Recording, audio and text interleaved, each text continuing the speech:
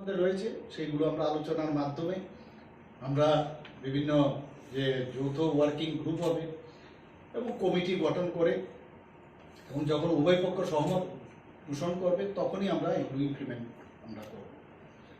এবং বিশেষ করে যে বিষয়গুলো নিয়ে আজকে ভেরি ইম্পর্টেন্ট, আপনারা বাই দিস টাইম নিশ্চয়ই পেয়ে গেছেন, সেগুলো হচ্ছে তাদের ইতিহাস, জনজাতিদের ইতিহাস এবং জমির অধিকার, রাজনৈতিক অধিকার, অর্থনৈতিক উন্নয়ন, পরিচিতি, সাংস্কৃতিক, ভাষা ইত্যাদি বিষয়ে বেশি স্ট্রেস দেওয়া হবে যাতে করে এগুলো আমরা সমাধান করতে পারি। আজকের যখন ওখানে চুক্তি সম্পাদিত হয়েছিল সেখানে আমাদের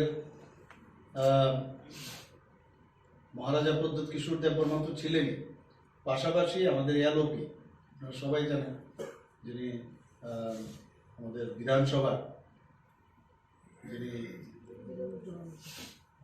লিডার অফ অপোজিশন, উনি ওখানে ছিলেন। তাছাড়া উপস্থিত ছিলেন ত্রিপুরা মথার যিনি প্রেসিডেন্ট বিজয় কুমার রাঙ্কলও উপস্থিত ছিলেন এবং আমাদের যে ত্রিপুরা সরকারের মাননীয় মন্ত্রী বিকাশ দেববর্মা এবং শ্রী শুক্লাচরণ নোয়াতিও উপস্থিত ছিলেন। এবং এখানে আমাদের ত্রিপুরা সরকারের তরফ থেকে চিফ সেক্রেটারি স্বাক্ষর করেছেন জে কে সিনহা মহোদয় এবং কেন্দ্রীয় সরকারের পক্ষে স্বাক্ষর করেন ভারত সরকারের স্বরাষ্ট্র মন্ত্রকের যিনি অতিরিক্ত সচিব শ্রী পীযূষ গোয়েল।